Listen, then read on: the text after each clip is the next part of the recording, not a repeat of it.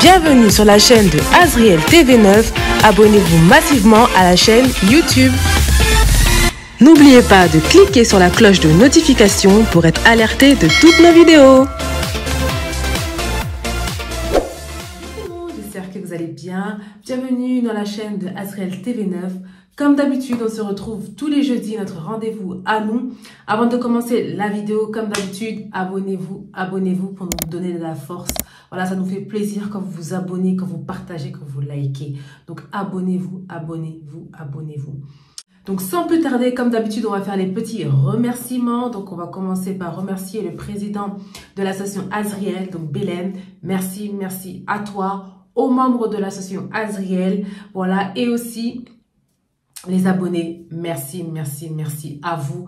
Voilà, de jour en jour, les abonnés augmentent, les vues augmentent, donc les partages aussi augmentent. Merci à vous de nous faire confiance et de regarder nos vidéos, d'être intéressés par nos vidéos. Merci à vous. Donc, sans plus tarder, on va parler de nos services que l'association Azriel a. Donc, on va parler du premier service, c'est Azriel Car. Je vous laisse regarder la pub et on se retrouve après. C'est parti. Donc voilà, comme vous savez, l'association, ou ceux qui ne le savent pas, l'association a 3 services. Donc le premier, c'est Azriel Car.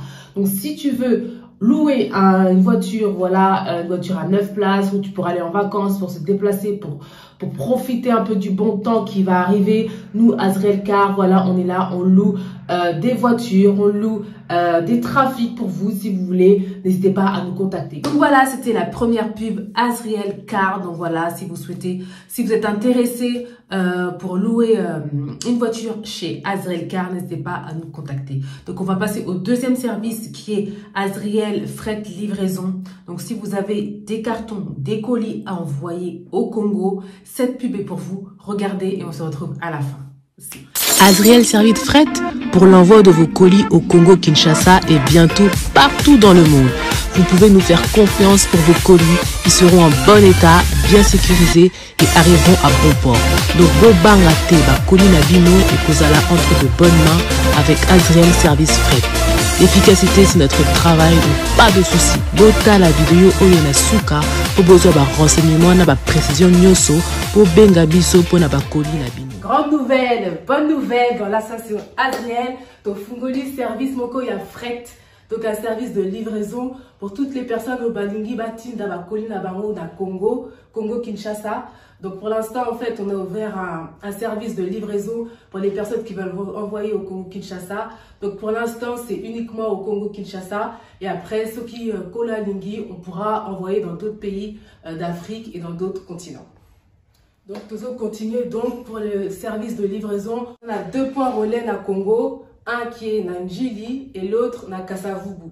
Donc on va vous mettre les adresses complètes en bas de la vidéo. C'est vos colis où ils seront délivrés là-bas. Donc c'est Njili et Kasavubu. Donc pour la livraison, ça dure entre 3 semaines et 1 mois environ. Donc c'est par fret maritime. Donc voilà, ça c'est de 3 semaines à 1 mois que ça prend, donc vous inquiétez pas pour ça. Donc voilà. Donc voilà, n'hésitez pas, là on vous a tout montré, on vous a montré les différents formats, on vous a montré le temps de livraison et on va aussi vous laisser nos numéros de téléphone, on va vous laisser aussi les adresses complètes des points de relais dans le Congo, donc on va tout vous laisser. Donc l'efficacité c'est notre travail, donc faites-nous confiance pour vos colis, ils vont arriver, ils ne seront pas endommagés. Donc voilà, pour toutes les personnes qui souhaitent envoyer leurs colis, qui ont déjà des colis à la maison, n'hésitez pas, contactez Bisso, on va laisser notre numéro de téléphone, nos réseaux sociaux et aussi les adresses complètes. Voici les adresses et les numéros de téléphone affichés sur l'écran pour pouvoir obtenir les cartons de votre choix. Pour la première adresse est celui du siège social à Drancy dans le 93. Donc toutes les personnes qui habitent près de Drancy, il est préférable de vous diriger à cette adresse pour vos cartons. La deuxième adresse est à l'adresse du bureau, toujours dans le 93 mais à Saint-Denis. Pour les personnes qui sont à côté de Saint-Denis, téléphonez sur ce numéro indiqué à côté de la ville pour vous y rendre. Et la troisième adresse est à Lieu-Saint Et pour toutes les personnes qui habitent dans le 77 et aux alentours du 77, appelez le numéro correspondant pour vous y joindre afin de récupérer le carton. Donc voilà, c'était la pub Azriel Fret Livraison. Voilà, je ne vais pas trop en parler. Vous savez quoi faire, vous avez nos coordonnées. N'hésitez pas à nous contacter. Donc on va passer au troisième service, c'est Azriel Queen Secret. Queen Secret, il y a le mot secret dedans. Regardez la pub, vous allez savoir pourquoi. C'est parti. Si tu es intéressé par nos produits, n'hésite pas à nous contacter. Donc là, voici nos perles détox. Ça nettoie toute infection, toute bactérie et ça te détoxifie le ioni. Attention, insensible, regardez à quoi le résultat quand vous enlevez votre perle détoxifiante. Et aussi, on a les plantes naturelles, on appelle le sauna vapeur. Ça permet d'équilibrer les hormones et le pH. Ça améliore la fertilité, ça diminue les sécheresses vaginales et ça apaise les crampes menstruelles. Ça te détoxifie, ça te purifie de l'intérieur. Et voici notre troisième produit, les capsules Queen Ioni. Donc ça, c'est le best-seller. Si tu as des pertes malodorantes, des pertes vaginales, tu as des bactéries, des démangeaisons, des irritations, voilà, c'est pour toi une cure de 7 jours et que tu verras, après les capsules, tu n'auras plus rien. Donc n'hésite pas à passer commande si tu es intéressé par nos produits. Bye! Voilà, c'était le troisième service Azriel Queen Secret. Donc voilà. Je vais pas trop m'attarder dessus. Hein. Voilà, vous avez tout. Vous avez les réseaux sociaux. Vous avez le numéro de téléphone. Si vous avez des questions, si vous voulez avoir plus d'informations, de renseignements, n'hésitez pas à nous appeler. Je le répète, je le répète, je le répète. Si vous n'arrivez pas à nous joindre par appel, laissez-nous un message écrit ou un message vocal. N'hésitez pas à nous relancer parce qu'on a beaucoup de monde. Donc voilà, relancez-nous pour qu'on puisse voir vos messages. Donc voilà. Sans plus tarder, on va commencer. On va reprendre ce qu'on aime faire. Voilà, on va reprendre ce qu'on aime faire, le concept histoire vraie. Donc voilà, vous savez qu'on sait que nous savons. Vous savez qu'on aime ça. Ok? Donc on va continuer comme d'habitude, comme je le dis si bien, on n'échange pas. Comme je le dis si bien, on ne change pas une équipe qui gagne. Ok? Donc je vois que les gens ils sont intéressés. On voit que les abonnés, les personnes qui passent sur notre chaîne sont intéressés pour notre concept histoire vraie. Donc c'est pour ça qu'on va continuer. Et comme je le répète, si vous avez des idées, des informations, des histoires que vous voulez qu'on partage, n'hésitez pas à nous mettre ça en commentaire. Voilà, remplissez nos commentaires. Mettez un peu de commentaires s'il vous plaît là. C'est quoi ça? Vous êtes trop timide en fait. Vous êtes trop timide. Laissez-nous des commentaires, partagez, likez, mettez des pouces, boostez la chaîne Azriel TV9. Voilà, on veut que l'association et la chaîne YouTube Azriel TV9 se fassent connaître. Voilà, donc boostez, boostez, boostez, partagez autour de vous cette chaîne YouTube. Et puis voilà, commentez, commentez, partagez, ne soyez pas timides les amis. On est entre nous, c'est la famille, c'est la communauté Azriel. Donc n'hésitez pas à nous partager, à commenter, ne soyez pas timides. Sans plus tarder, on va parler d'une histoire qui touche tout le monde, mais plus particulièrement les Noirs, la communauté noire. Donc voilà, on va parler de l'histoire du racisme aux États-Unis. Alors je sais que nous savons que le racisme ne va pas finir. Ça a commencé depuis 50 milliards d'années. Donc voilà, ça continue toujours actuellement en 2025, le racisme. Donc on sait que le racisme ne va pas mourir. On sait que le racisme ne va pas partir. Ça va être toujours présent au milieu de nous. Ça va être toujours présent à nous menacer. Donc voilà, ça va être toujours là. Ça va être, en fait, on va vivre avec. Voilà, c'est ça le mot que je voulais dire. On va vivre avec. On vit déjà avec. Donc voilà, c'est pour ça que c'est un sujet très important qu'on voulait faire partager avec vous. Et en fait, on voulait en parler plus pour les États-Unis parce que vous savez tous que c'est aux États-Unis où il y a eu le plus de victimes, il y a eu plus d'histoires éprouvantes, des histoires tristes, des histoires à déplorer. Donc voilà, c'est pour ça qu'on s'est dit qu'on va parler du racisme aux États-Unis contre les Afro-Américains. Donc on va connaître comment ça a commencé, le pourquoi ça perdure, pourquoi ça continue et pourquoi on n'arrive pas à en sortir et aussi qu'est-ce qui va se passer à l'avenir. Donc c'est pour ça qu'on a voulu parler de cette histoire et voilà. Le racisme et la discrimination ethnique aux États-Unis sont un phénomène majeur depuis l'époque coloniale et l'époque de l'esclavage. Le racisme institutionnalisé accordé aux Américains blancs des droits et privilèges refusés aux Amérindiens, Afro-Américains, Asio-Américains et aux Latino-Américains. Les Euro-Américains, en particulier les Anglo-Américains, sont privilégiés par la loi en matière d'éducation, d'immigration, de droit de vote, citoyenneté, d'acquisition de terres et de procédures pénales sur une période allant du XXVIIe siècle aux années 1960. À cette époque, de nombreux groupes non protestants immigrants d'Europe, particulièrement les Juifs, les catholiques, les Irlandais, les Polonais et les Italiens, sont victimes d'exclusion xénophobe et d'autres formes de discrimination fondées sur l'ethnicité dans la société américaine. Parmi les principales institutions racialement et ethniquement structurées figurent l'esclavage, les guerres indiennes, les réserves indiennes, la ségrégation raciale, pensionnats aux autochtones aux États-Unis et les camps d'internement. La discrimination raciale officielle est en grande partie interdite au milieu du XXe siècle et en est venue à être perçue comme socialement inacceptable et ou moralement condamnable. Le racisme se reflète toujours dans les inégalités socio-économiques et emprunte des formes d'expression plus modernes et indirectes, la plus prédominante étant le racisme symbolique.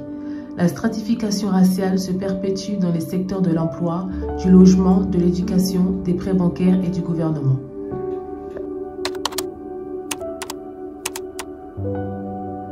Bien que l'existence de l'esclavage constitue sans doute la racine des conceptualisations ultérieures des Afro-Américains, les origines de l'esclavage des Africains ont une importante fondation économique.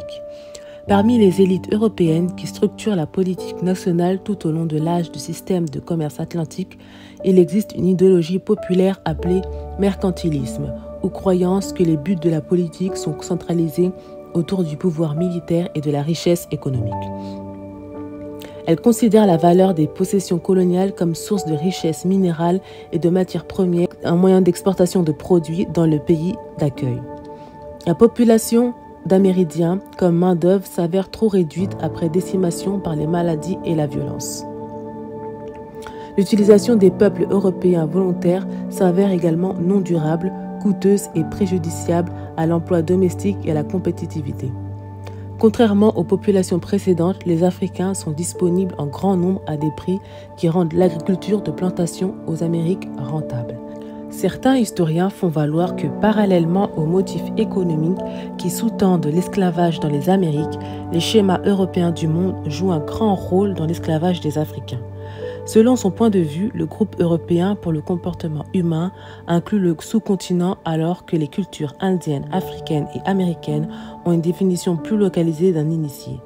Bien qu'aucun schéma ne possède de supériorité inhérente, l'avantage technique des Européens devient une ressource pour diffuser la conviction qui met en évidence leur schéma, que les non-européens peuvent être réduits en esclavage. Avec la capacité d'étendre leur représentation schématique du monde, les Européens peuvent imposer un contrat social permettant moralement 3 siècles d'esclavage africain.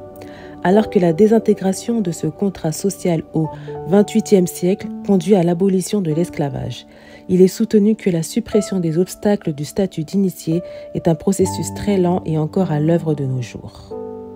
En conséquence de ces éléments apparaît la traite négrière atlantique.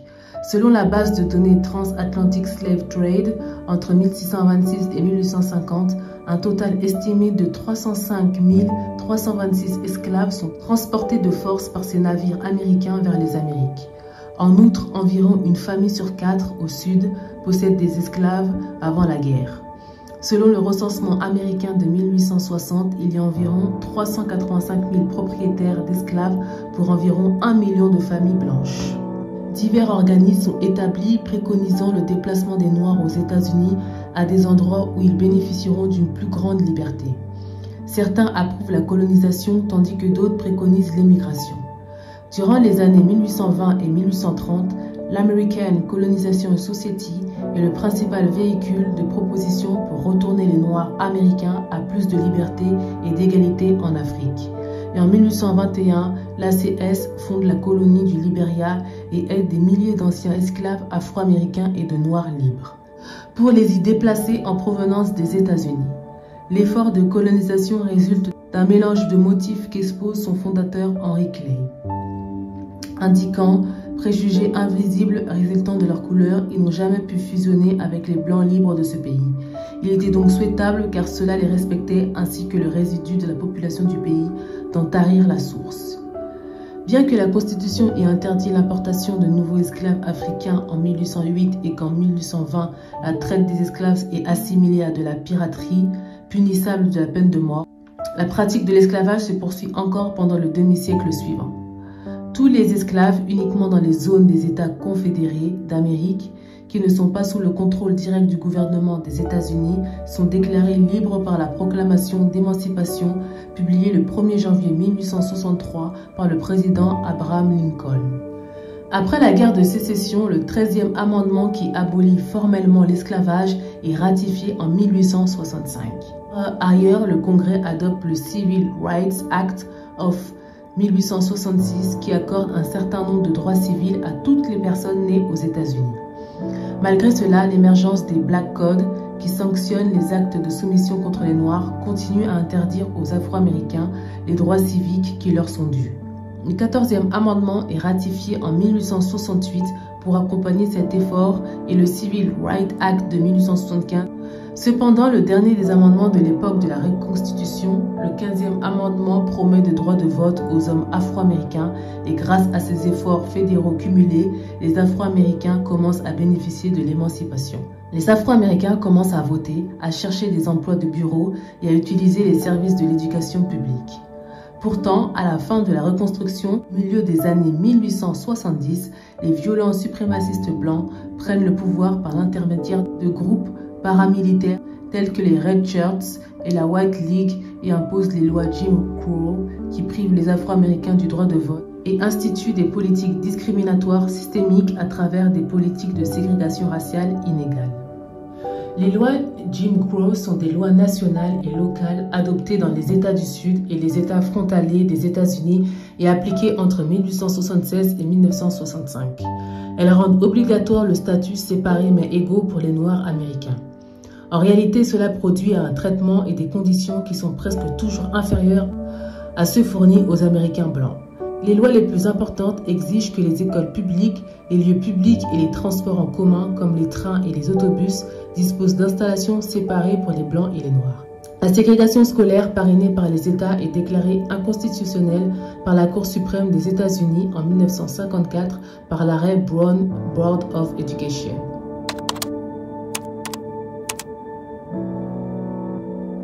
Les Américains d'origine asiatique sont victimes de beaucoup d'expressions de racisme depuis qu'ils ont commencé à immigrer aux États-Unis.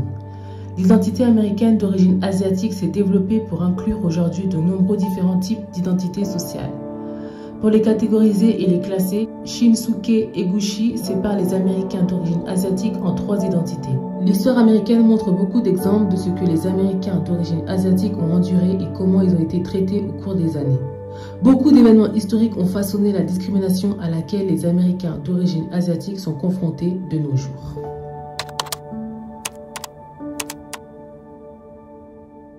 Les Américains d'origine latino-américaine proviennent d'une grande variété d'origines raciales et ethniques. Les Latinos ne se distinguent pas tous comme minorité raciale. Après la guerre américano-mexicaine, 1846-1848, les États-Unis annexent une grande partie de la région sud-ouest du Mexique actuel.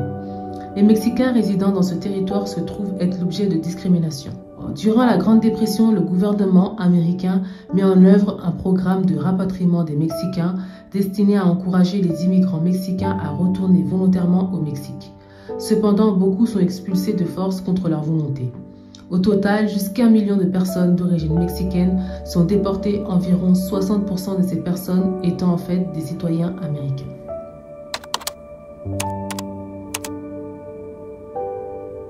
Le racisme contre les Arabes américains et l'islamophobie radicalisée contre les musulmans augmentent de façon concomitante, avec des tensions entre le gouvernement américain et le monde islamique.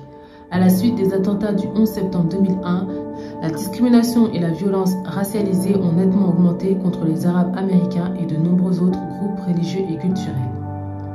Les Arabes américains en particulier sont les plus diabolisés, ce qui conduit à la haine envers les Moyen-Orientaux.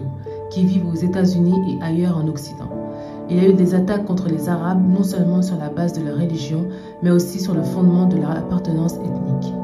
De nombreux chrétiens arabes ont été attaqués en raison de leur apparence. En outre, d'autres peuples du Moyen-Orient, iraniens, assyriens, arméniens, juifs, turcs, yézidis, kurdes, perçus comme arabes en raison de similitudes dans l'apparence, ont été victimes collatérales de l'anti-arabisme.